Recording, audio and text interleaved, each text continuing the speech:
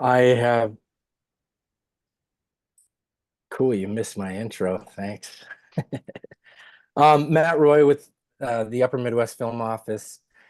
Carrie and I and Sherry decided to put this little thing together about a month ago, just because we've been fielding a lot of questions lately around safety on set and, set etiquette and proper protocols. So I thought it might be a good idea to just have a general discussion with some of the industry pros that we've worked with um, in Minnesota. So, Carrie, do you want to go ahead and intro yourself? Yeah, I mean, I'm just wondering if we should wait for just a minute or two as people are still coming in. Whoops. Um, I do like the timely nature of your starting though, Matt. That was great. But I just know that Well, maybe we'll I just always like a second chance. So, take two in a second.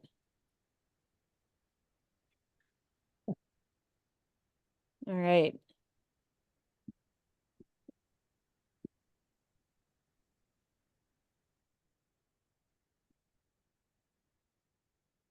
All right, well, I'll just do a brief hi Dan. I'll just do a brief introduction. My name is Carrie Bush, and I am the Program and Development Director at the Upper Midwest Film Office. I've also worked and work as an assistant director. I've been in the industry for 20 years, working in the Twin Cities and all over the country and some other countries in this industry. And I'm all very excited that people keep showing up here. This is awesome. Great. Okay, so it's 7:02. We might as well start. Matt, are you going to give another introduction or are you heck good? yeah, I'll intro myself again. Hey, I'm Matt Roy, project coordinator with the Upper Midwest Film Office. I'm also an actor and producer out of Chisholm, Minnesota with Lost 40 Studios. Been in the industry for a long time and dabbled in stunts for a while in my early acting career. So I have a little bit of knowledge of safety practices on set. Um, yeah, this Carrie, Sherry, and I decided to throw this thing together about a month ago. We've had a lot of questions come up over the last few years in regards to on-set practices, safety, and etiquette. So just thought it would be great to have a little discussion with some of the industry pros in Minnesota and afar to talk about, resources, experiences with safety practices, the good, the bad, and the ugly. So And before we get started, I just want to thank our sponsors, which are Minnesota College, the IRRB, the Iron Man Resources and Rehabilitation Board, the Blandin Foundation, the Department for the Department for Employment and Economic Development, the City of Duluth, IATSE Local 400, the Teamsters Local 2 or 638, SAG-AFTRA, and the Minnesota Film and TV Board. So thank you everybody for that. All right. Matt, you want to take it away? absolutely. Yeah, why don't we just go ahead and introduce our panel, the folks that are going to be talking all about the safety protocols tonight. We'll start with Van. You're the lucky guy on the list. Hi. Well, thank you first of all for putting this panel together. I think there's a note in the chat that says safety first always.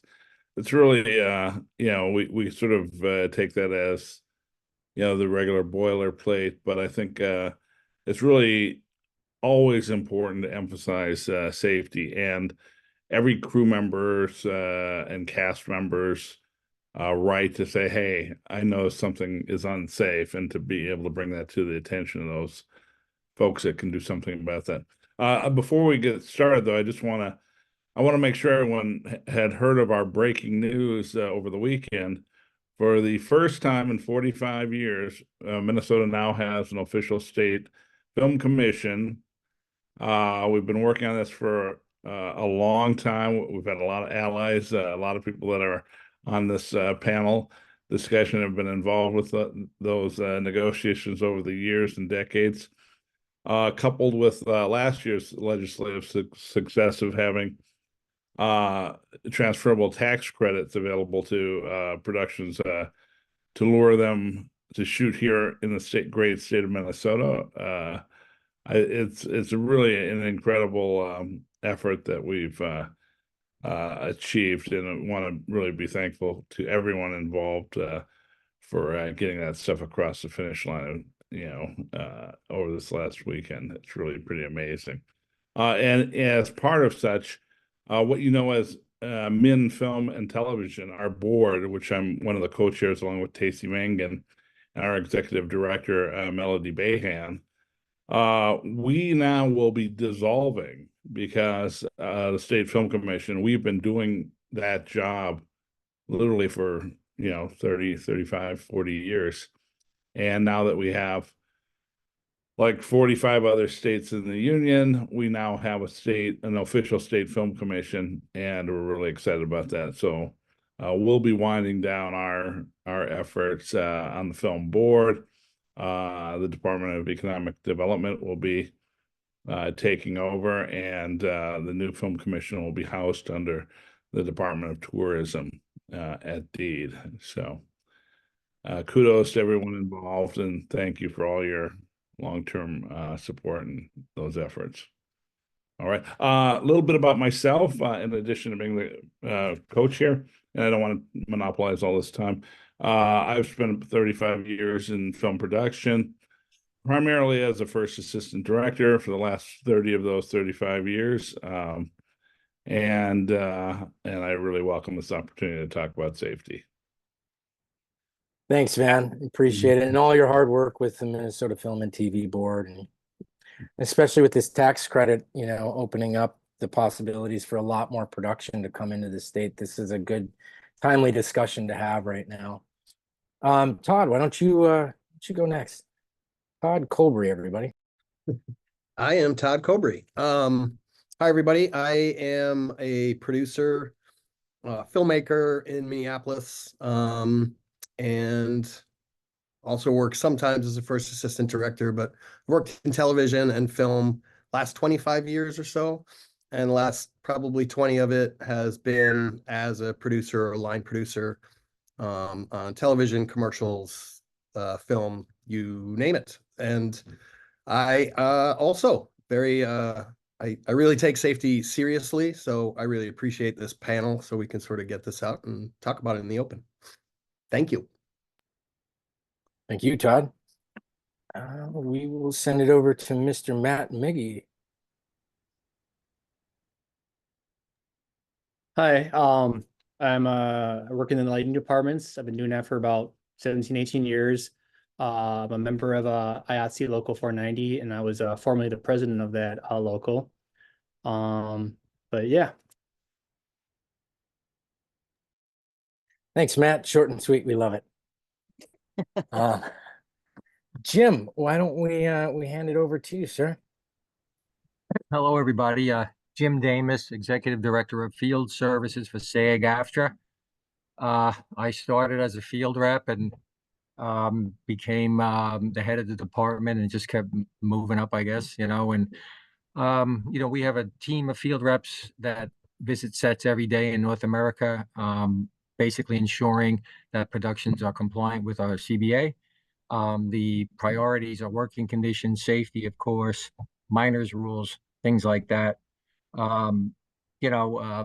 We have 18 field reps, 6 in New York, 6 in LA, and 6 scattered around the country, particularly where we have a heavy volume of production. We visit sets in Canada. We have a rep who goes to South America, and now we're going to have one based in Europe very soon. She's in training, so we're excited about that, but great to be here. Thanks so much, Jim, for joining us. Eric Howell, sure. Hi there. Thank you, Matt. My name is Eric Howell. I've been in the film industry most of my life. I was in SAG. I got in SAG in 1992 as a stuntman. I've been a stunt coordinator a second unit director, a first unit director on commercials, features, music videos, kind of all the things. I started as an intern at the Minnesota Film Board when I was 18, and I'm just excited to share anything I can share that might add to the conversation about safety and how I approach things, and glad to be here. Thanks so much, Eric. And last but not least, Mary Kartz. Hi, my name is Mary. I started out as an actor, and then I transferred into doing stunts. So I was a stunt performer based out of Los Angeles for a little over a decade, and have seen a lot of stuff going on set, the good and the ugly. So anything I can do to share information that makes others' lives a little safer is good by me. I also served on the SAG-AFTRA Stunt and Safety Committee at both the national and the LA local level for many years. So that was a good experience for hearing even more about what goes on set to keep people safe. So thanks for letting me be here. Awesome. Thank you, everybody. I just want to echo what Matt said at the beginning, that for everyone, all the people that have joined us, if you have any questions, please put them in the chat, and Sherry will be just moderating that, and we'll get to questions kind of at the end of the conversation. And this is recorded, so if you don't want to be on camera, just please keep your camera off and keep your microphones muted unless you're the panelists. Thank you so much. The first question that we have for our panelists, and this is kind of a big one, but I know all of you kind of approach it from a different perspective, is like, what are some of the strategies, or what are some of the things that you do in prep to center safety, to ensure safety while you're in production? And I think that Todd, as a producer, representing the producer, I think would be a good person to start with that. Sure. I mean, I think safety really does kind of start at the beginning, so if I'm brought into a project, whether it's as a line producer or producer, generally I have script, that I can go through, whether I'm breaking it down or I'm receiving a breakdown, something like that. But you read through everything and get a sense of, okay, where are the big items, big ticket items? It's like, okay, we have some driving. Maybe we're going to need a process trailer. Do we have any precision driving? Is there gunfire? Like all those things that everybody hears of, to prepare themselves for. And then when I'm building a budget, you make sure to budget to have all those things that you can for those scenes. So, I want to have a stunt coordinator. I want to have a precision driver. You want to have an armorer. You want to have all these things that cover yourself based on what you're doing. So those are the things that, like, for me, I want to make sure once we're starting, it's budgeted for, if that's possible. And if I'm working on a project where I know how much money I have, as opposed to I get to just say, this is how much it costs, that's when you start to approach, like, are there creative ways that we may need to look at this script based on the, what we have for a budget to be able to do this safely.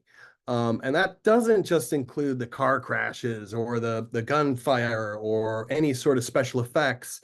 It means our departments staffed up properly enough so that a 12-hour day isn't killing them, those sort of things. Is there a distant location that, maybe it's right on the edge of the zone, but you're going to do a 14-hour day and you don't want people driving an hour back to their homes. Like, are you then budgeting for overnight accommodations, all those sort of things? And so on some of the larger projects I work with, it's just making sure that the script I have, in talking with the creatives of what they want to do, we have the right infrastructure around them to make sure that that can happen. And if we don't, we start talking about creative ways around that. And in addition, I think the biggest thing for me is trying to budget prep time for all these different sort of departments. So like, I see plenty of jobs, commercials specifically. It's like, we have a stunt. Well, we didn't budget to have the stunt coordinator on the tech scout. Well, that's too bad. We're going to need the stunt coordinator on the tech scout. Those sort of things. You know, it's like really trying to get ahead of that, because to show up and do the bigger things, you need to have a real precise plan, and everybody has to be on the same page. And that takes going to the actual location, discussing it in detail. So I'm sure I'm missing a million things, but that's what I kind of do is I look for what positions do I need to have in place? And then I want to make sure that the people I'm hiring for those are actually experienced enough to do it. You know, and sometimes in Minnesota, we don't have everything readily available. So sometimes we do have to look out of state, and trying to know what are those things that we do need to look out of state for to make sure that we are doing this in a way that we all go home at the end of the day, because we're not doing anything other than making, you know, movies, films, TVs. It's not the end of the, you know, we want to all go home at the end of the day. But I also want to try and get my creative's vision. So that's where it comes down to, and that continues right up till the day. That enough for a kickoff? Yeah, no, that's great. Thank you, Todd. When you talk about all the pieces in place to, discuss a little bit about, like, say you're in a remote location, what are the key things that you want to have on set or during prep that you want to make sure you're looking at? Because say we're in the middle of a cornfield in southern Minnesota and the nearest hospital is 45 minutes away or an hour away. Like, what are you looking at in making sure that you have in your budget and on your crew in order to, ensure safety is met? Well, I mean, on all long form projects, like I personally have a medic in the budget when I'm in charge. There's plenty of projects where I come on as the line producer where it's not there, and it's an argument because it's like, what? There's no stunts, there's no nothing. But if you're working 4 weeks, you just want a medic. You know, it's basically someone to take care of sunburns, you know, the small things, but twisted ankles, those sort of things happen. And to have someone that has the experience to sort of deal with it. If you're in a complete distant location where we are a long way away from a hospital, like you want to have those emergency numbers in case, like, okay, are we such an emergency where it's like there's a possibility of an airlift? You just want to think through as much as you can, because there are going to be things that you don't think of, you know. So I never think that overthinking isn't a word that I guess I use in prep when it comes to safety, but each thing is specific. You might need to build roads. You might need to put up lights on that road, and that's just for production. Has nothing to do with what's on camera. It's just making sure that people aren't stepping in holes in the middle of the woods at night, you know, putting cones over things, caution tape, beehive, all those things.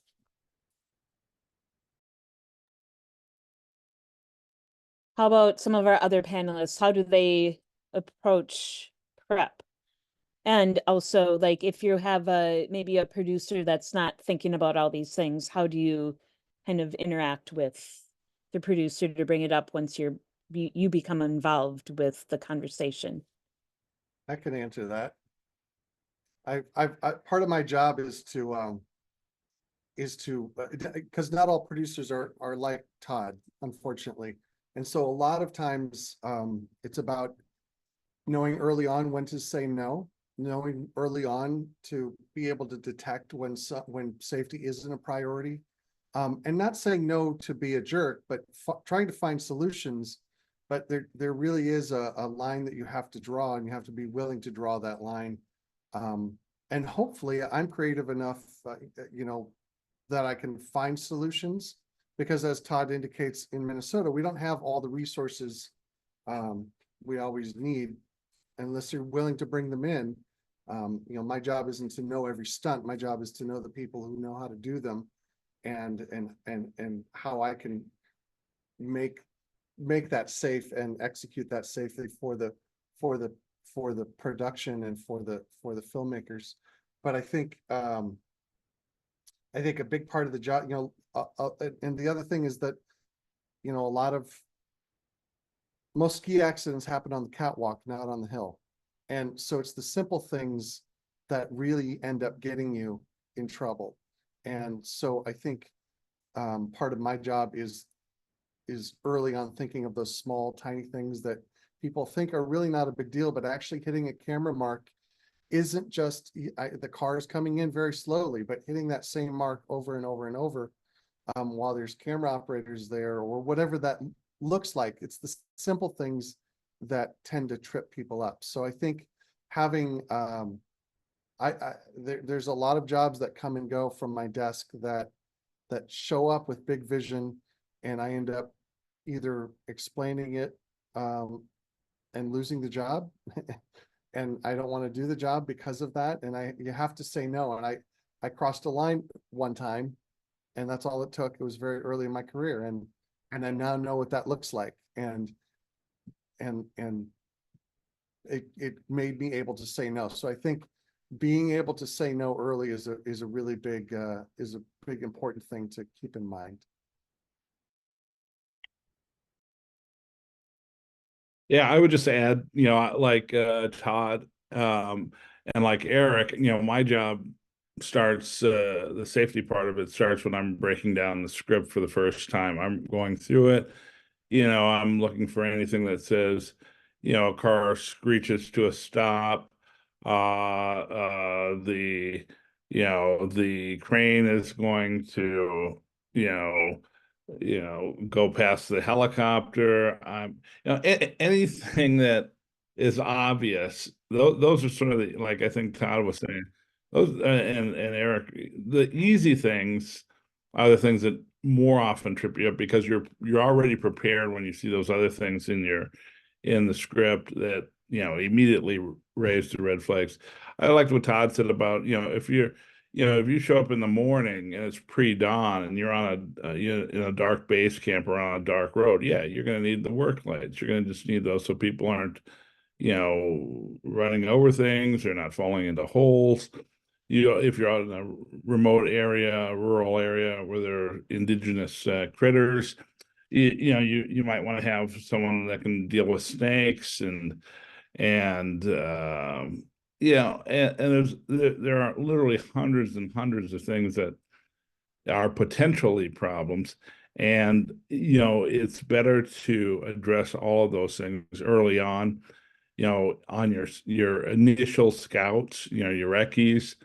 Of course, on your tech scout, you want to talk about these things at the production meeting. You want the stuff on the call sheet. You want the empty safety bulletins that are free and absolutely downloadable that you should attach to your call sheets and send those out if they're being emailed out. And you want to instill in the sense of the crew that you're thinking about their safety from the outset. You don't want, if someone says, "Hey, there's some water on the floor," that that should be something that should be addressed immediately. Just have someone grab a mop and get crafty over there, or somebody props if they have a mop or get that stuff cleaned up right away, just so no one steps in it, slips, twists an ankle. All of these things are somewhat common sense, but I think what happens is when the routine things that you've done 10 times before and you've never had a problem, it's very easy to start taking those things for granted. And that's when you want to be even more conscientious about being safe. I'll just jump in. I mean, one of the things we look for is that a stunt coordinator is on a set when he or she needs to be there. It's a requirement of our contract that they have someone there overseeing the work, and that it's to Eric's point that there's no pressure being put on the stunt department to do things that they're not budgeted for, the stunt coordinator's rate on the lowest of budgets is the same as for the basic agreement for a good reason. You pay for what you get, and safety should never be at a cut rate and should never be cutting corners in safety. So our field reps will always go to the sets. They'll connect with the stunt coordinators and find out how things are going with the stunt performers. We make sure that stunt performers are doing stunt work and not background actors. There should be a very clear line of delineation there. and to talk about prep, I mean, from our perspective at the union, we do have pre-production meetings with producers, particularly in films that are action oriented, have a lot going on, maybe car chases, fire, big crowd chaos scenes like a world at war or whatever. And just to get on the same page before anything happens, because their version of what might be acceptable would not be our version. And we want to just make sure that, our stunt performers are completely supported and have everything they need, and that people are not being pressured to do things they don't feel comfortable doing, and they have all the industry standards in place. And that could mean that we go through the one-liner and just see exactly what is going on. This particularly gets tough when we have low budget films who try to do more than they really can. They might be young, inexperienced filmmakers, and they're doing all kinds of car crashes and pyro, and and they're in old abandoned buildings that they didn't properly vet or do the work that needed to be done. So, I mean, those are the things we want to just get on the same page, and we do have safety clearances for some where necessary. But again, it all goes down to you can't compromise on safety, and if you don't have the budget for it, then you're going to have to just not get the look you want. It's not going to be that the peril of a certain scene. You cheat it, whatever you do. There are other ways to do it, but not to put people at risk. Well, and I think Yeah, from several of you touched on a really good point there too, of just the importance of a tech scout in some of these situations is so key. And also, I do want to bring up one thing too, is like when you're looking and hiring stunt coordinators, as far as to my knowledge, coordinators are not a certified position. That these are people that it's not a certificate program that you go through, it's an experience program that you go through. And so looking and making sure you're hiring the right stunt coordinator for the job is so key. Can you guys touch on that a little bit? Sure. And I'll jump in with just a little bit from the performer's perspective too, because I think it varies quite a bit. Most of the time when I get to set, that's the first time I'm seeing the script. So and I might be there for a day, I might be there for a week or something like that. But so it starts, stunt people tend to say if you're not a half an hour early, you're late.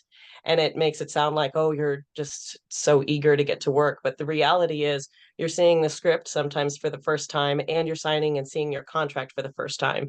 So you actually have a lot to do immediately. So reading that script, looking at the contract, making sure all of that is in line with what you would expect it to. As a SAG-AFTRA performer, the contract should be pretty much the same, but there's still not an exact boilerplate. So there are other provisions that you have to look for to protect yourself from a legal perspective and not just from a physical side. And then I look to see all the different dynamics of what I'm going to be working with. I get into wardrobe right away, and that's going to allow me to see what kind of pads I can be wearing, which is often very few.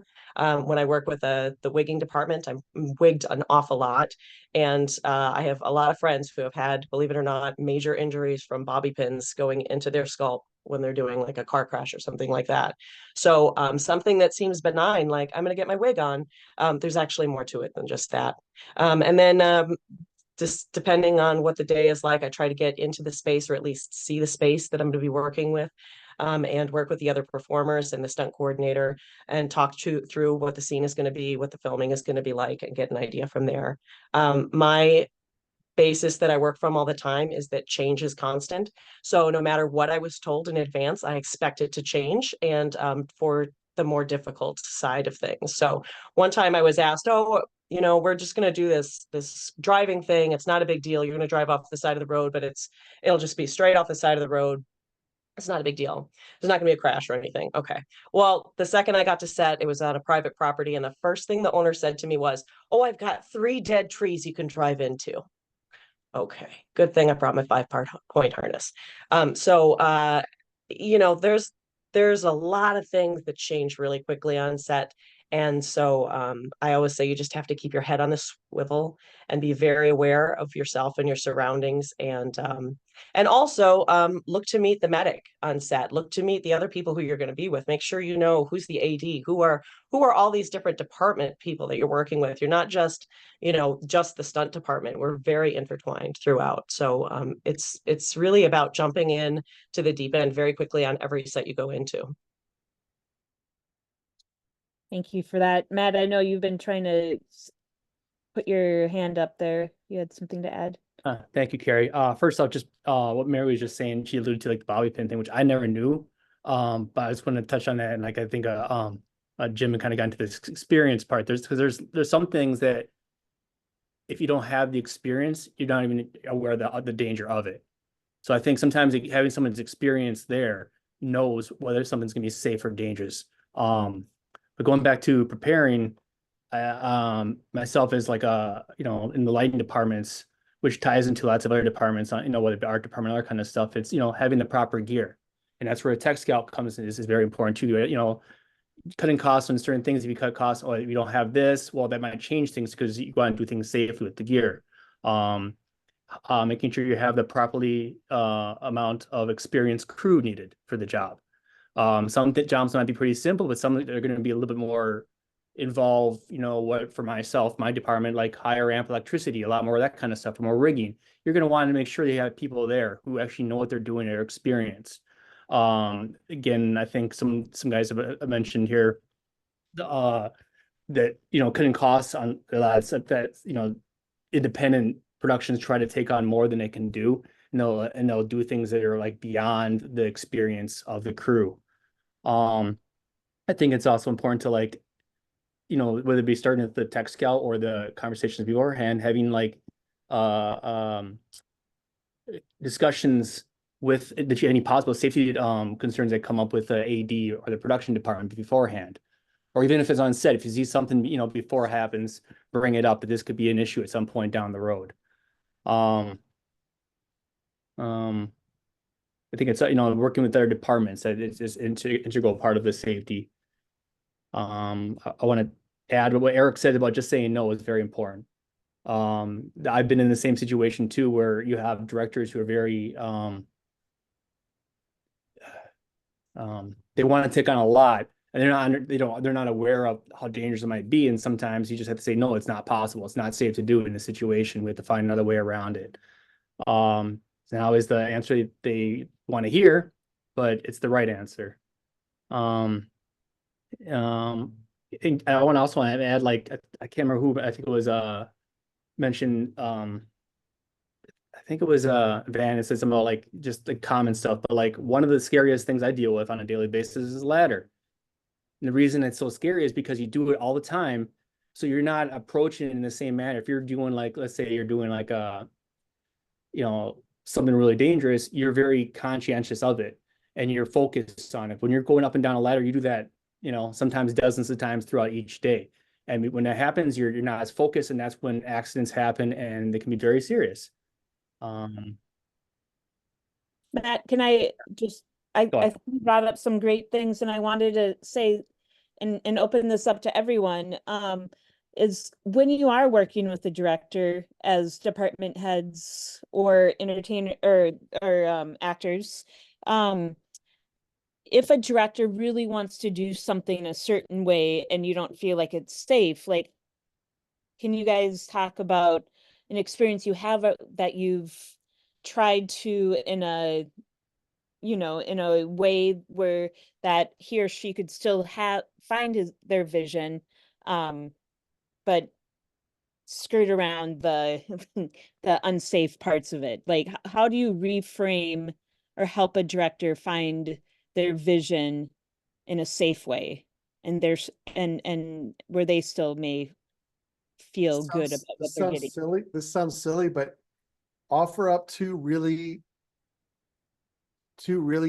not very good ideas that aesthetically won't work. They'll be safe, but then the one way you do want to do it, offer them that. So you've given them three choices, and they'll pick the one that's the safest and actually aesthetically works. You kind of have to approach, sometimes that sounds manipulative, but but you kind of have to approach it with giving options constantly. And you always want to make it safe, but I think engaging the director or the filmmaker or whoever you're having a problem with, engaging them in a way that's a creative way that allows them to be a part of the solution rather than directing them what to do. You're creating a conversation about, here's 3 options that could work. How do we make them best for you? And that way you're not coming at it from a point of conflict. You're coming at a point of creative collaboration. And I think if you can do that well and learn how to do that well, again, I'm not trying to be manipulative, but I am trying to engage their creative process to help solve the problem rather than be in a place of conflict. I would just add too, most of the shows that I work on, because I've done this such a long time, I've got a lot more experience than any director that I'm going to work with. If the director's done their third, or they're doing their third, fourth, fifth show, I've done 90 shows, and I've seen the problems that can emerge. The great thing about that is that you have allies. It doesn't have to just be you going to the director saying, this is not, first of all, you're going to have a relationship with the director, you hope, by the time you start shooting. And you hope over the course of that relationship, you're building in trust factors. You suggest other things that have nothing to do with safety. That's, oh, that's a good idea. Oh yeah, okay. So you're buying into this relationship. But this idea of having allies, you've got the key grip, you've got the producers, you've got the actors if they feel it's unsafe. I mean, and then we'll get to a point in this where we talk about some bad examples, and I'll save a couple stories for later. But you can bring other people into this conversation if really the director is really insistent on doing something that's unsafe. If I know, or if I really feel something's unsafe, I'll just say, this is unsafe. Let's if it's something that's not budgeted, let's talk about maybe there's something else we can trade off budget wise for what it's going to take to make this a safe process. But let's not endanger any of our actors, any of our crew members that are going to be working. And I think when you start shaping it that way, it brings the director more in line, and they start saying, oh, okay, yeah, I don't want to put anyone in danger just for a shot. And then from there, you at least have somewhere to go. Matt, did you have something to add to that? Oh, sorry, Jim. No, go ahead. Oh, yeah, real quick. I was just going to tie on what Van and Erica said. I mean, filmmaking is about making compromises, whether it be scheduling or the budget or whatever. So the same situation applies to safety. Is like, you have to give them more options, but sometimes, okay, well, you can do it this way. It's going to cost a lot of money, or you can do with what we have here. It's not going to be the ideal shot, but it's realistic. And because they want it somewhere, they want the world, but you can't give them the world for what you have to do it safely, or, whatever. So.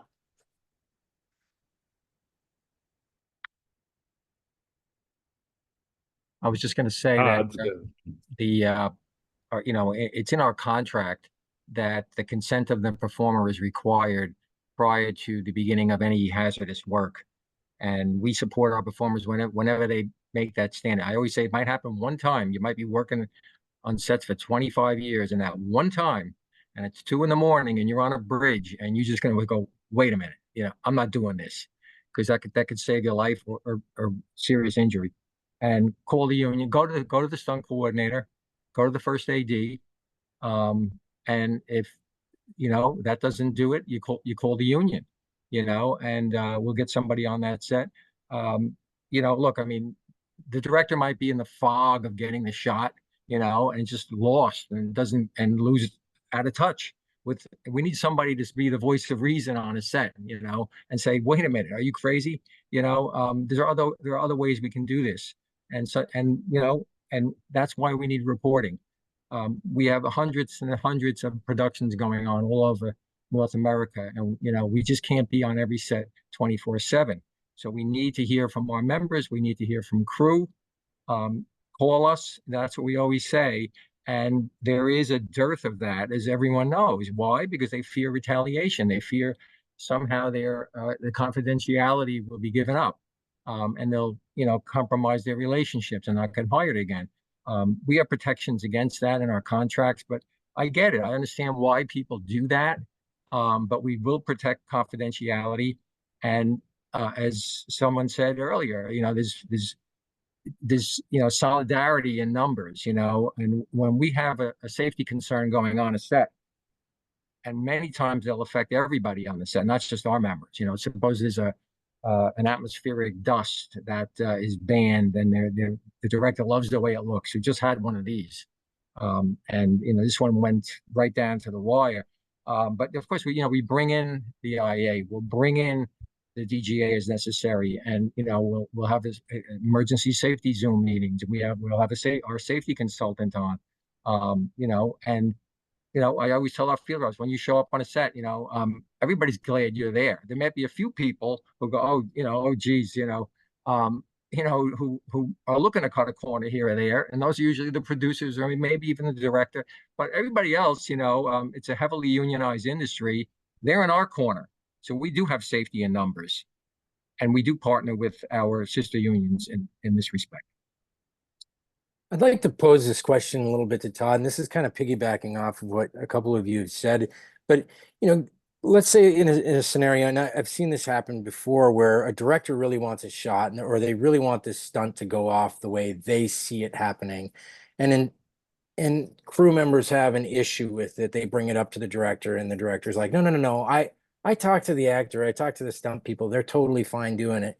And you may have an actor that's like, yeah, I'm game to do that. But as an AD or a producer or a director, or, somebody in the crew, maybe you're not feeling safe about it. What do you do in that instance where it is this one person or two people that are on camera for this shot, but it may be something that's hazardous to the crew or to the project at large? What, in your sense, Todd, what if this was brought to your attention? Well, I mean, I think for me, I again like to solve most of these issues in prep. And so like, I'm hoping as a producer, I'm not showing up to set with a director who's going off script on the day, because if he does, especially for a stunt, I'm probably going to step in and not use my nice words, sort of thing. And the other thing I would say is, to me, when I'm hiring a stunt coordinator, an AD, all, key grip, these positions, I have to trust them that they know what they're doing as well. So that comes part of like the hiring process. But if a key grip tells me as a producer, hey, we're not doing this, the answer is we're not doing it, for me personally. Now, as a line producer, there's plenty of times where I'm in the middle of that, and you have a producer who is just really friendly with the director and they kind of check out. And sometimes, like Eric said, in certain positions, you have to be willing to lose a job. Like that's ultimately what it is. An AD, a stunt coordinator, and to me, a producer should not be allowing stupid shit to happen. But there is a ton of pressure on us. I've been on that roadside where it's like, oh, we only have one cop, but it's a really slow road. So can they do blah, blah, blah? And four people, the producer's like, I feel comfy and so feels comfy. And you're like, I still don't feel comfy. And honestly, this is silly, but I put myself in a witness stand. Like, how would I feel if I was defending my actions right now? And honestly, it sounds silly, but there are certain times where it's like, oh, that just made it really easy. What an easy call. And there's usually in those sort of things, another solution. But part of it is unfortunately in certain positions, you just have to stand up and say like, this isn't safe. And to Jim's point, not every job, especially in Minnesota, is union. We're oftentimes doing jobs that are SAG, perhaps, but we're not IATSE, we're not DGA. If we're lucky, we're SAG and IATSE, but we don't have DGA and Teamsters. So it is really tricky. And in some ways, like you have to know that the person above you has your back before you start, sort of thing, I don't know, did that answer the question, or is it just gobbledygook?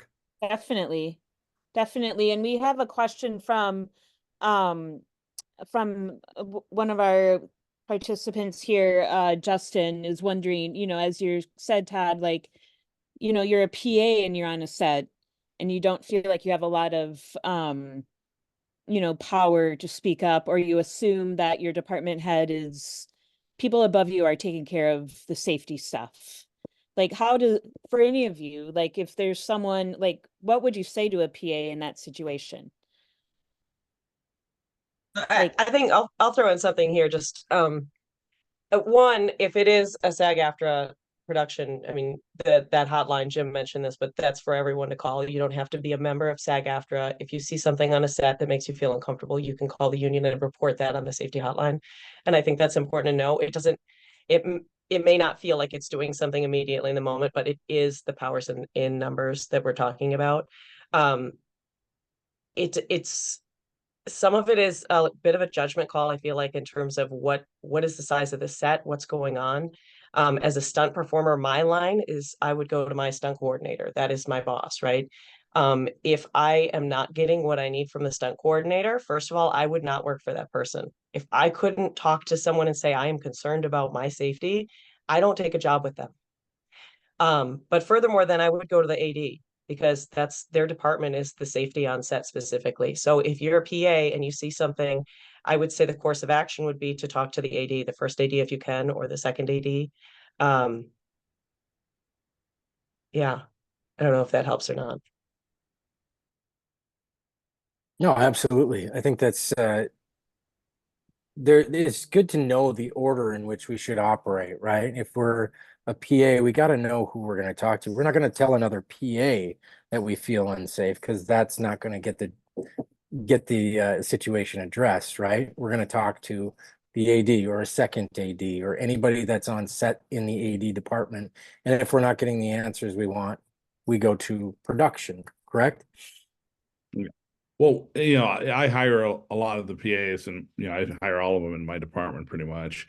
And one of the things that we talk about in our initial meeting, because we always have a meeting, but once all of the PA staff are hired before we start shooting, and we talk about set protocol and etiquette and stuff, and radio etiquette and everything. But one of the things I stress with our PAs is, hey, if you see something, say something. No one can have eyes every single place. That's our job, to look around, to listen, to have our ears open. If a crew member says, oh, I think this might be unsafe, or if an actor, or if any person who feels that there's some sort of a threat, just let us know. If I'm not aware of it, and if no one brings something up, there's not much I can do about it. But if someone brings something up, like I mentioned, water on the floor, someone spilled a beverage or something, let us know that poses as much of a threat. If a tailgate, tailgates are hugely dangerous at times, especially if it's raining or if there's snow, and the tailgates are halfway down and people go to step and they're carrying equipment, things like that. Those are the things that really can trip you up, literally and figuratively.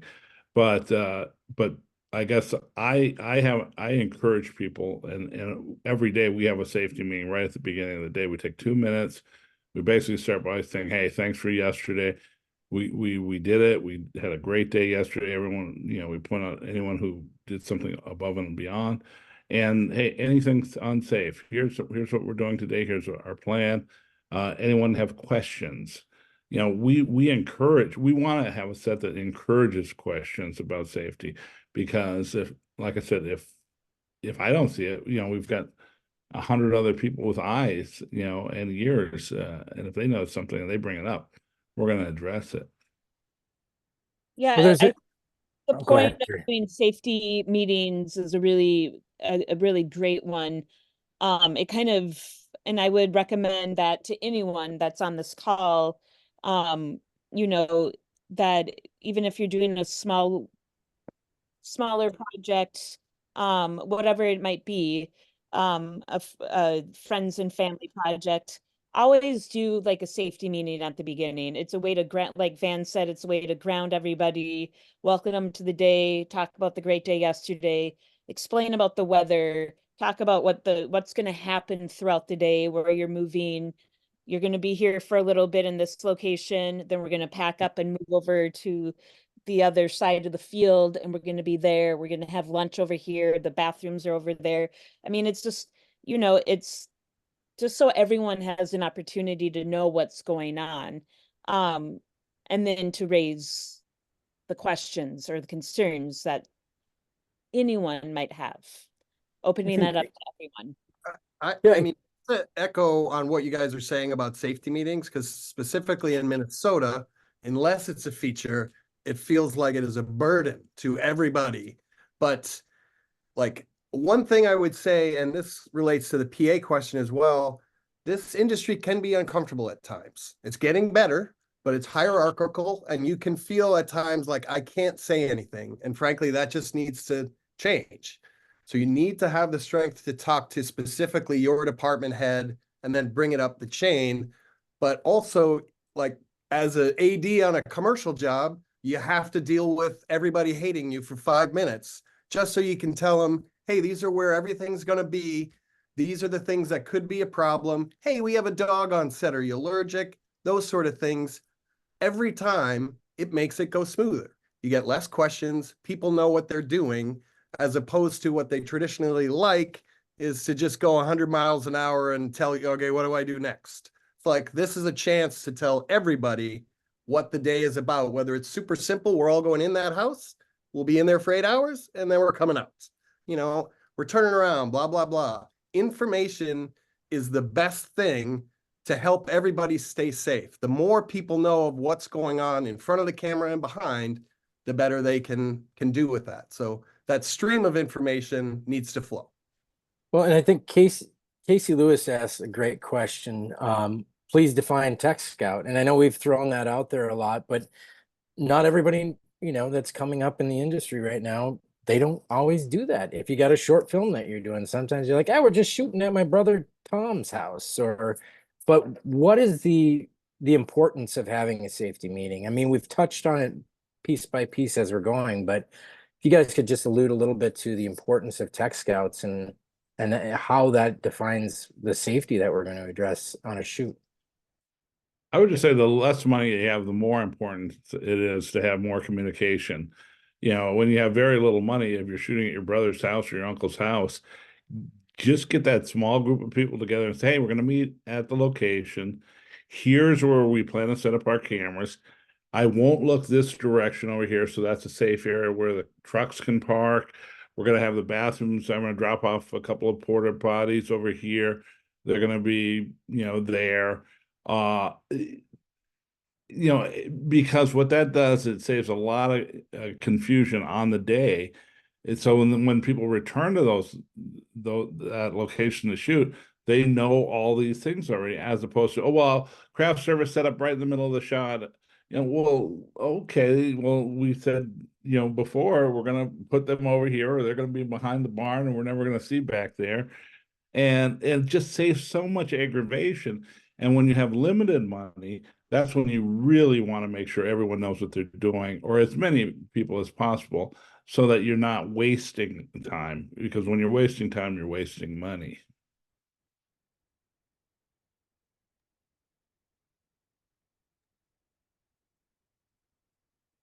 Matt McGee, go ahead.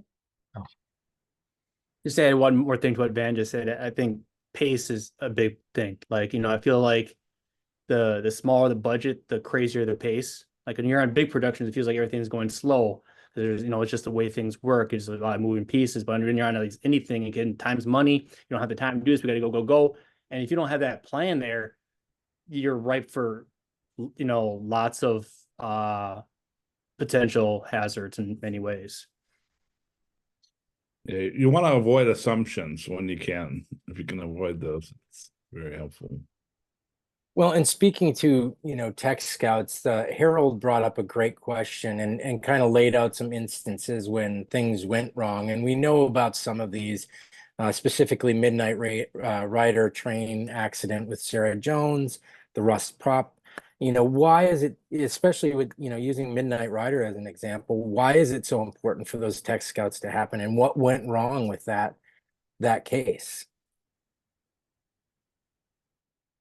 First is just arrogance. Arrogance mainly on the part of the producers, in both cases. I mean, I actually really get angry thinking of both of those cases. I mean, there are so many safety protocols that are just really basic, that are all written down, all delineated. We're going to put a link to the AMPTY safety bulletins at the end of this, I think. But whether it's working on a railroad track, an elevated railroad track with a crew up there, I mean, the train is built to go on the railroad track, and and it was pretty clearly established that the producers were aware that there's the possibility of a train that would be going through there, and no way for the crew to get off that bridge safely in a time period that would make sense. And they chose, for financial reasons, just to ignore that, basically to ignore it and take our chances, roll the dice. Well, they rolled the dice with people's lives. Sarah Jones was killed. The crew members responsible for it, their lives and careers were destroyed. Rightly so. We don't want people that are that stupid and that arrogant and that dumb to stay in the business. And rust is a whole nother. There are so many protocols that they just ignored, and just if you read the stories of that situation, uh, uh, you know, it's almost unimaginable that they could have ignored that many processes that would have saved the people that were, the DP that was killed, and the director that was shot. I mean, it's just ridiculous. Any prop person, armorer, anyone that deals with weapons, fireable weapons, prop weapons, you have to treat them as dangerous objects. They're weapons, they're not toys. And to allow your crew at lunchtime to take the weapons out and do live fire target practice, like I said, I've done this for 35 years. I've never heard of such a thing. That's just one of the things. Then to leave the weapons just lying out on a porch somewhere on a chair for, these are weapons that need to be locked in a box with a key, with an armor that, and at the bottom of it, I put a lot of the weight of blame on the production that just did so many stupid things that they're and now they're paying the price for doing those stupid things. So we have a question from a person on our call here. When you're working on any tier of a production, when do you determine what is a stunt and what is not a stunt? And when do you absolutely need an armorer? Or when is it okay, if ever, for a prop master to assume that role? And that can be for anyone, any of the panelists on this call. As far as for me, like what I designate as stunts is generally something that isn't acting. It's like, I personally consider, you read a script, the two people are driving and having a conversation. To me, that can be a stunt. I don't want them driving and acting, those sort of things. So I would always say, if you think it might be a stunt, treat it like a stunt.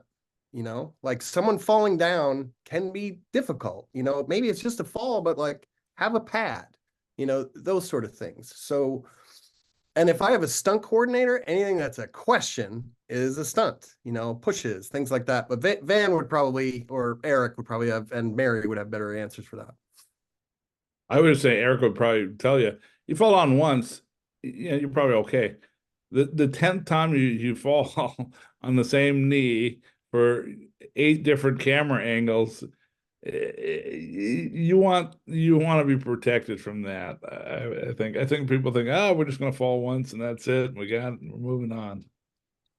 Yeah, I know SAG has some very specific language around, feet leaving the ground and tires losing traction. And there's some very basic baseline definitions of stunts in that SAG has actually provided. But I think so those things are 100% applicable. But I think at the end of the day, anything that feels, just asking the question, is this a stunt, tells you, right? It pretty much, you've pretty much answered the question. And if an actor feels like it's a stunt, then you've just been told the truth. Okay. And I think that not questioning, not gaslighting somebody into believing that it isn't a stunt is the way to go either. We have an open community here. If you have a low budget production and you need to call someone, I'm not here to try to, get money out of you for your independent low budget production. I'll help you brainstorm on how to do something. Anyone here would help you brainstorm on how to do something. If there is a weapon, it doesn't matter if it's a knife or a gun, or yes, you need a Wrangler. In my opinion, a weapon is never a prop. It's always a weapon. And so therefore it has to be treated as such. That doesn't mean you need to spend your whole fortune to have that dedicated person. But you do need to have a protocol in place and a person who understands how to implement a protocol on set for handling that knife or that gun or whatever that is. So the answer is 100%. It's never a prop, in my opinion. I might get producers who push back on that, but not on this call, I'm sure. They're not in this call. I'm gonna just echo that really quickly, because I don't think we can say this enough times. Anything that is a weapon or a representation of a weapon should be treated as if it is fully loaded or fully bladed and can kill at all times by everyone. One, if you're an actor and you're whipping around a gun because, oh, it's just an airsoft, that's going to show through in your performance too, because you're not taking it seriously for the power that it has. But also because if everyone treats something that is a representation of a weapon as it could kill, we're going to have a lot less of these incidences where someone just accidentally pulled a trigger. If you're treating it like a live firing weapon, you're never going to aim it at another living being, period. Okay, I just can't say that strongly enough. Let me just add that safety bulletins 1 and 2 have recently been revised and updated. And it's very clear in there that even if you're using non-fireable weapons, you must have a qualified prop master or an armorer on that set overseeing all those protocols. And we particularly enforce this. I'll tell you about what a low budget film, and it might have been Minnesota, 6 months ago. The producer, and there we don't have coverage of background actors, and his uncle was a cop, and he hired all these cops to play background. And these are real cops, but they were using rubber weapons, okay? But he didn't think he needed, number one, an armor, and he didn't even think he needed to tell anybody about these weapons. And the crew freaked out. They walked off the set and they shut it down. They called us and we had a safety meeting. And so, I mean, that's an example of why the protocols need to be in place, because people need to know what's going on. Okay, are these are non-fireable, toy guns, or what's going on? And you need somebody overseeing that, the storage, the custody, the handling of it, so nothing gets mixed in. A real gun somehow doesn't get mixed in. We saw what happened on Rust. So yeah, I mean, we always look for an armorer. In some cases, a prop master is acceptable. Many of them have very, very long, good experience. I mean, I will say also that as far as just I don't know if you're aware, in California, they have some new safety regulations coming down the pike in January 1st, 25. And they're going to have a set safety supervisor on every set. They're calling it a safety advisor. And right now, the safety commission is coming up with the training regimen for these people and who's going to qualify for this. Or they're going to have all these safety advisors on sets in California, and this might spill over everywhere. I don't know. But there also will be new regulations for firearms, and crew members who handle firearms are going to have to get a state permit and federal documentation. And there's going to be a lot more regulation of anyone who handles a firearm on a set in California as of January 1st, 25. So and this is all in the wake of Rust. This could spill into other states as well, and probably will. On those baby- independent oh, go ahead. productions as well, you also have to think of people who are not part of your set. Bigger productions, we've got PAs everywhere and we're locking things off. But if you're running an independent production with people running around with firearms and you haven't notified the community, there hasn't been a protocol put in place. I've seen it go wrong. So Yeah, I mean, just to nuts and bolts, like when do I hire a specific armor as opposed to a prop master? Like I would say I always try and bring on an armorer no matter what, but if you're doing any blank fire, it's mandatory, and if I have a prop master, it means I probably have a couple rubber guns that are going to go in police officers' holsters or unfireable weapons. So then I would still have someone that their job is to handle the firearms, but throughout the course of the day or the shoot, it's like, okay, 1 day or 3 days, we're going to have some background rubber guns. I might be okay putting that on the prop master's list for that day. But you look again at Rust, where she was the armorer and a prop master on a Western that had guns in every scene. That's like sort of what Van said. It's ludicrous. Like the fact that that even happened is kind of crazy. But really, like I've also done jobs where all the weapons were fake. And if I could have an armorer, I do. You just want one person or sometimes multiple people, a department dealing with those weapons, whether it's guns, knives. When you get knives, you usually get like 3 different ones, and one of them's heavy and could hurt, and those can get mixed up. So I guess if you aren't doing like heavy sort of gunfire play, it might be okay. But again, I always say lean. If you're wondering, you probably should be going the extra step, I guess is what I would say. I think it's the resume, the credentials of the individual. Call them what you want, but if somebody who's doing it for 30 years with a good track record and everybody knows and trusts, that's someone who is worthy. Well, and you guys brought up a good scenario too. And who is in charge of checking the weapons, whether they be rubber or live? What's the order in which we operate in that case? Van, do you want this? Well, if you have an armor, absolutely, it's the armor. It's not just the checking of the weapons; it's the acquisition of the weapons from a bona fide supplier of on-set prop weapons, like to the shipping of it, to having these things inspected, making sure you have a locked safe or a lock box that these weapons are going to go into, making sure that the handoff of the weapon from either the armor or the prop master, and not having these weapons. And at the end of the scene, here, hand this to the PA, and it gets back. There's absolutely a procedure and protocol, and it really has to be emphasized by the armorer, by the prop master, that this is the person you hand this weapon to. Once and if there's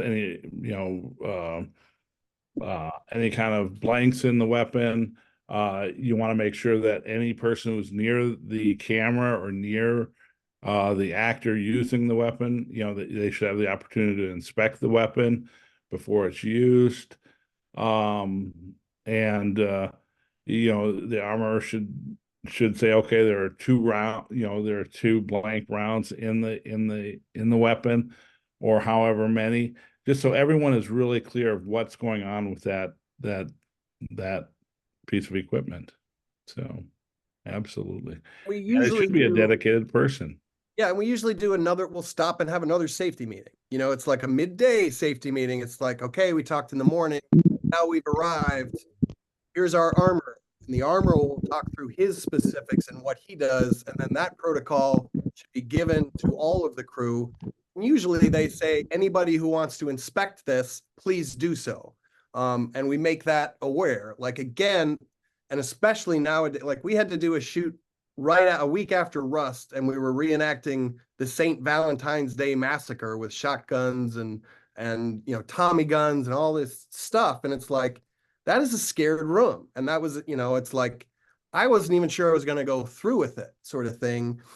But you want to make everybody a part of that, you know, as far as like, hey, stop what you're doing, come around, let's all take ownership of the safety of this crew. That, again, that works better on smaller ones than huger ones. But that's another time where they will tell you exactly the step. And I haven't done ones where it's like we're doing guns every day, but I do some where it's like we're doing guns 3 times a week. And each time we stop, we do the same meeting, you know, because maybe one person didn't see it. And like you'll see crew members walking around, blah, blah, blah, not looking. And those are the moments where I get the most testy, I would say, as a producer, is like, hey, everybody shut up and listen, this is important, sort of thing. And not only once, right? Like it's like anytime a gun comes to set and it leaves set after a scene and it comes back onto set is an opportunity to show everybody that it's an empty gun. Absolutely. You break for lunch, you break for a meal, you break for any break, you know, that weapon goes back into the bag or into the box, and then you check it again when it comes back out. It takes 5 minutes, but that's a 5 minutes that's absolutely critical. You have to do it. You just have to do it. And then those armorers are the only ones that should be taking those weapons back at the end too. So we break a take. If 8 people have guns, no one's going on until those guns are taken away. And we make sure everything is clear before we then start again. So it's like, it's not done when the take's over. Everybody needs to stay attentive. And, you know, that way the extra or the, you know, it's not an extra, but the performer isn't just holding on to the gun, you know, goofing off in between takes, you know, even if it's 30 seconds, those are where mistakes can happen. So it's like, you know. You know, there's a trend toward non-fireable weapons by a lot of producers right now. Airsoft. And hopefully this will continue. But we're seeing a lot of productions will tell us right up front we're using rubber weapons, non-fireable, totally. You know, we'll have an armor, the whole 9 yards. You know, there's still always directors who believe for verisimilitude. You know, they want the muzzle flash, they want the kick from the gun for the actor. But you know, I mean, that's what you have. You know, you could do all that with CGI. You know, I mean, we have all this technology now. I mean, you're telling me you still need a real gun? I mean, so or a fireable weapon. So anyway, there is a trend. We're seeing it. It's always my preference to have non-fireable rubber guns. Always. Someone had a question about, does anyone here know what you have to do to become a certified armorer? Is anyone aware of those steps? I used to have a federal firearms license. It's not necessarily required, but if you're going to be shipping firearms from different places, you probably need it. And that's through the ATF, the Bureau of Alcohol, Tobacco, and Firearms. So I would start there because, in my opinion, that's a minimum that you should be working with the federal. So that way, if you, for example, if you need to order a firearm from a prop house anywhere in the U.S., you're going to need that. You're going to need that to begin with. So starting there, I don't do it anymore. Sometimes they have to drive them too, because they can't, with certain weapons they can't. So yeah. California also has a entertainment firearms permit that you'll need to get if you wanted to work in California. I think it's a good idea, no matter what state you work in, to look into that. Yeah. But there's more to it, but those are good places to start. Yeah, I posted a website that can kind of lead people down that path to where to start, how to begin, if that's something that you're interested in pursuing. I think it's just educating ourselves, right? If we're interested in doing something, whether it be stunt coordinating or being an armorer, find out what the resources are, where you can educate yourself on how to be in that position. Don't just say I got out and do a couple bar fights. Now I'm good. I can be a stunt coordinator. You go through the training courses and find out how to fall. I mean, it takes some However, talent to bar fights fall. is how I got into it. So bar fights are not necessarily. Okay, everybody but Eric. Does anybody else have any questions? Otherwise, we have about 15 more minutes, and I did want to leave it up to the panelists to kind of give examples of times that maybe they experience some, negative things that happen on set or positive things from their actions of saying no. I think the power of no, we should talk about a little bit. Mary, you had your hand up? Yeah, I think, well, especially since we're talking about guns in this moment. So I think that the ability to practice the art of being yourself a self advocate is just the most important thing you can do. I was cast in a lead role in a trailer for a video, and and the character I was playing was dealing with PTSD and it multiple times had a gun to her head, whether it was herself or another character that came in and aimed directly at her. And it was not a long piece. Like I said, it was a trailer. They didn't have a very big budget. But as I was talking to the director and he said, oh, what are the questions do you have about this character and whatever? And, really looking more for like my dramatic questions, I asked, who's your armorer? And I didn't say, do you have an armorer? I asked, who's your armorer? Because then I'm working with the assumption that there's going to be an armorer. And I'm not giving them the opportunity to say, oh, I don't have one. Um, and I didn't know how it was going to work out. I kind of knew this person, but I didn't know. And but he kind of took a second and he went, oh my gosh, I hadn't thought about that. Okay, cool. You need to let me know who the armor is going to be and what the weapon is specifically that we're going to be using. And he went out and did some research and came back and got an armor for on set and made sure that it was a safe weapon. He just didn't think about it. He didn't intentionally not think about it. It just wasn't in the consciousness. And it was a moment that I just needed to raise a question, but it became not a big deal because I just asked it in a respectful way, So a lot of times actors feel like, oh, I don't want to be the troubled person. I don't want to create a scene. I don't want to be the prima donna. And the reality is, you're not being a prima donna by just asking questions. As long as you're not acting like, you're all that or whatever. If you're asking respectful questions about safety, if you're working with people who you want to be working with, right, who care about your safety and well-being, they're going to respond well. If I had gotten a response back saying, oh, we don't need that, guess what? I would have said no to that project because I'm not going to have someone pointing something at my head that could kill me, right? One of the most important things someone ever said to me was, write down on a Post-it note, put it on your phone, this will not be my last job. So that when you get a job offer and you get a bad feeling in your gut, just say no. It's the most powerful thing you can do. It will not be your last job. It will not be the last time you get called. I guarantee you. Okay. So go with that and know that your life has value. And you have a team of people who support you. Well, and I wanted to jump off of that a little bit too. Somebody had posed a question about how do you navigate or prepare for safety in regards to intimacy or emotionally intense scenes and material. And just having a gun to your head, we think about, well, the actors in that scene, right? But what about the crew member that's on the outside that may have had a gun pulled on them at one point in their life? Like they're coming up with these jobs right now because they're needed. It's not just from the actor's point of view, but the entire crew that are involved in this. And this is a good, I suppose, a good point to bring up, that in a couple months we're going to have another one of these that touches on intimacy and the mental health coordinator position that's now starting to be brought up through the industry. So, how do you navigate those things? How do you bring those up and get the people properly prepared to like explain this to the crew, what's going to happen? It's not always the AD, right, Ben? Sometimes it's the AD, but again, this goes back to pre-production. Anytime in in doing your breakdown, just the initial pass, I just flag anytime there's a kissing scene, there's any kind of make out scene, and I put in a note into my, onto my shooting schedule, intimacy coordinator ? And each time one of those is flagged, then we have a conversation with the actors, with the producers, and most producers will just say, look, if there's even a gray area, go, let's have the intimacy coordinator there.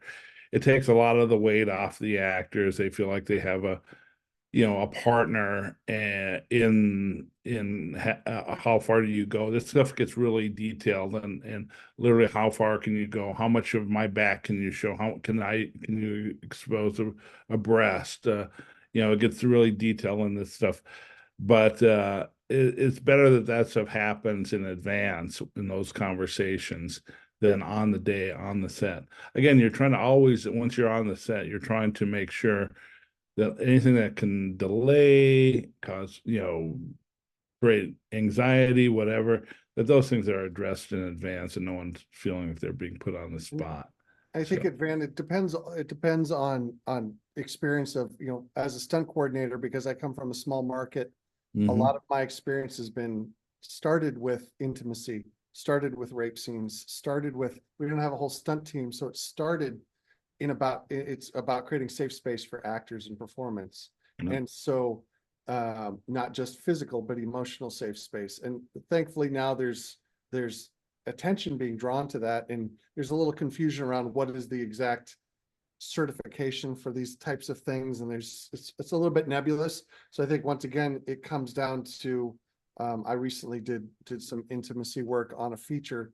I don't have intimacy coordinator necessarily written anywhere on a CV, but it was an attempted rape scene between two young people, under 18.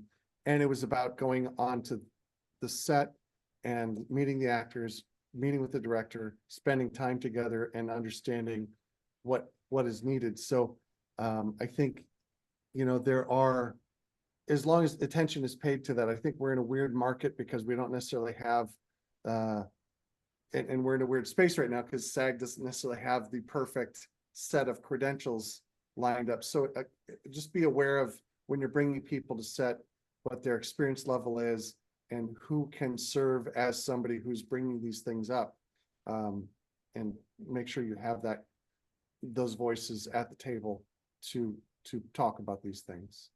And I just emphasize, do it in advance, not on the day. It's so much more effective and important.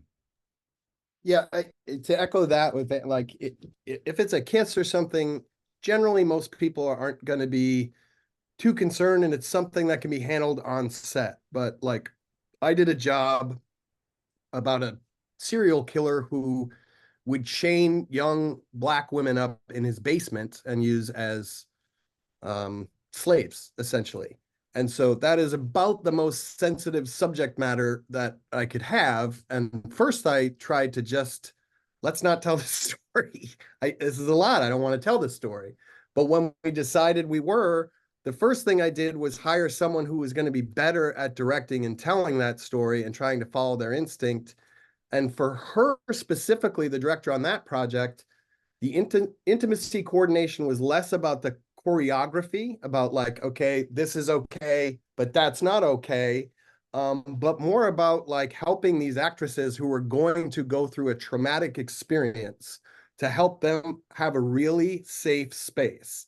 And so we brought in this specialist sort of IC and spent a few days with I think it was only one day because it was a lower budget show, but you get one day for them to talk through all of these things, and they feel like they have an advocate on set.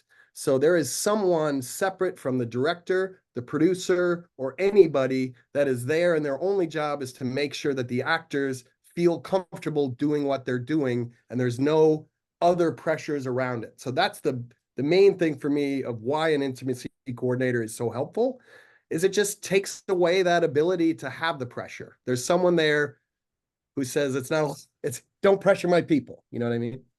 Yeah, and I think all these things have really happened. They haven't happened in a vacuum. I think since the the very publicized cases of the Weinstein stuff, all of these abuse accusations have now proven to be based in some very deep, serious stuff. Even COVID, everything has sort of changed in the wake of those two seismic periods of our lives in the last 6 years, basically. And it's if there's any good that's come out of those things, it's this idea that, okay, let's not only be aware of the actors' feelings, but someone else had mentioned other crew members on set, that if they're being triggered by something that's going on in the scene. And it's really just common sense, you would think, to say, okay, let's be aware of these things, and let's have someone in a position to coordinate addressing these things in advance of when we're going to be on the set, and making sure that we do it in a sensible way. Definitely. And, as Matt mentioned, we are going to continue our safety virtual sessions in July, and we're going to have an intimacy coordinator and mental health certified professional talk about the importance of both of those things on set later in a couple months. So I would just, Carrie, I'd throw out another topic too for later. Studio teacher would be really good too.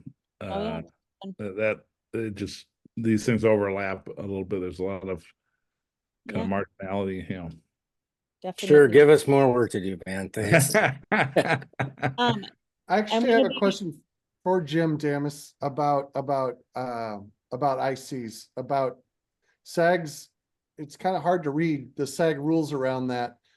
If you have any links or information, it kind of seems like all these different places are popping up, intimacy coordination schools, and I mean it sort of feels like there's a shell game going on because there isn't a lot of clarity. Can you speak to any of where to look for proper IC credentialed educations or anything like that? I think you're muted, Jim. There you go. We always look for the intimacy coordinators to be on set, and frankly, it's unimaginable how sets ran without them in the past. Now that they've become so integral, and they are the safeguards. They're almost like a stunt coordinator for intimate work, in a sense. And a lot of them are former stunt women who do this work. Quite a few, and they're our members. And hopefully, we might organize them. But right now, that's a very good question, and it's basically experience. And you have to find out how often they worked, what jobs were they on, speak to folks who know about them. They're often in groups, so there isn't a real one shot answer to that. But it's like, I guess it's like, how do you, I mean, like with the stunt coordinator, we did have a program a few years ago, and then during COVID it fell off. But with the 500 days, and how do you qualify to do stunt coordinating work? But there'll be something developing eventually. The intimacy coordinators are here to stay. I mean, they're too important, too valued, and I think everybody recognizes the work they do. But I would say just experience, and from what you hear from performers, who've worked with them. Okay. Y'all, we're at time here. It's at 8:29, and we want to be respectful of everyone's time. There are a few other questions that if we haven't gotten to them in the chat, we can email and answer some questions. It looks like people are getting.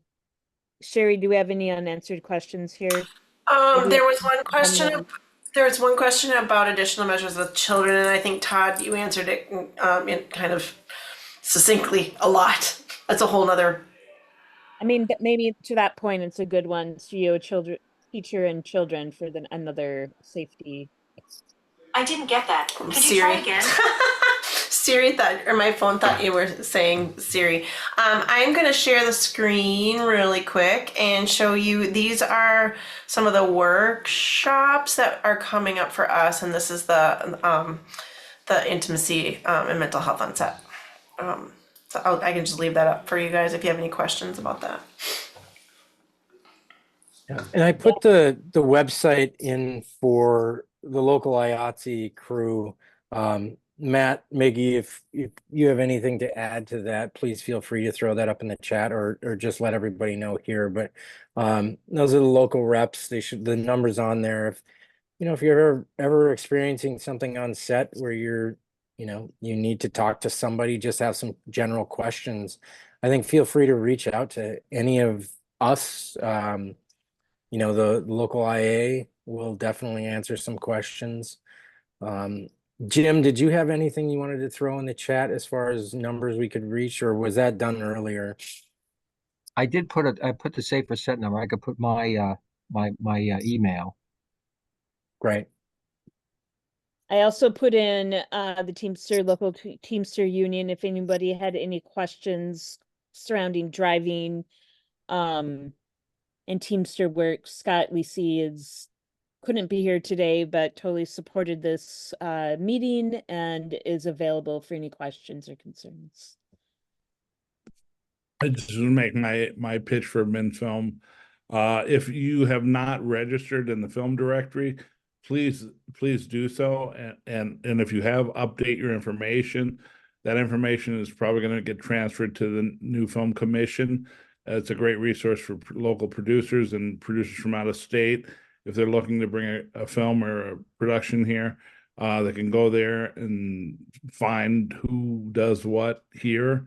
And it's free, it costs nothing. So if you just go to minfilmandtv.org, there'll be a drop-down menu. You can list your name and experience in there and how to contact you. I will jump on that for a second.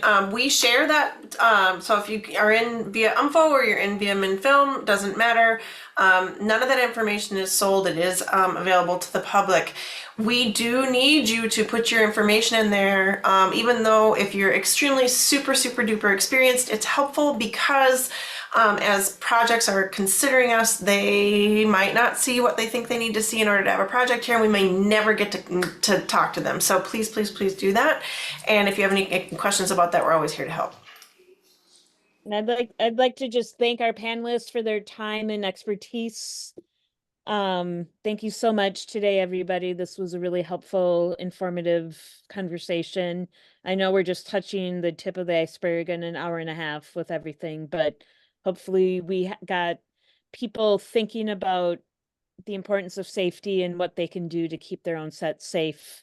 And again, anyone here can feel free to reach out to anyone at UMFO. And if you have other questions, we can, if we can't answer them, we'll find the answers for you.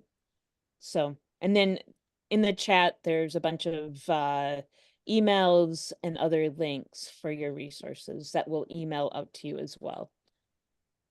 Yep. And again, thank you to the panelists. I also put my email up in the chat. If you guys have any further questions that I could pass on to some of the panelists, feel free to email me. And again, I just want to thank the panelists for your time tonight, and thank you to all of you who joined to learn a little bit more. Hopefully you can take something away from this and apply it to your next production that you have. Remember that, your first project is going to be a reflection of your next project. So please take that to heart and take it to mind. Thank you, everybody. Thanks, guys. Awesome Thank job. you. Thank you. Bye-bye. Thanks, guys.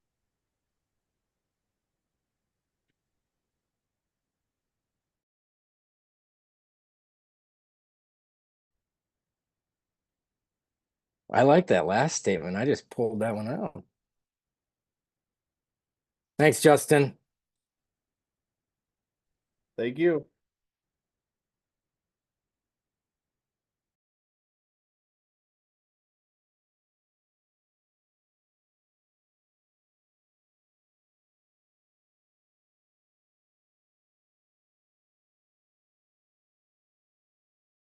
Hey, Dan Godar, are you still here? I don't think he is. I think he might be gone. Yeah, yes, I am. Oh, you had so many good comments. Thank you, thank you, thank you. That was Of fantastic. course. Yeah, you just had really, really good, thoughtful ideas in there. That was great. All right, thank you. And Christina, are you here still? One moment. Okay. Sherry, did you get all the questions that were answered in the chat? Yeah, and I still have the chat. When you stop recording, you should have a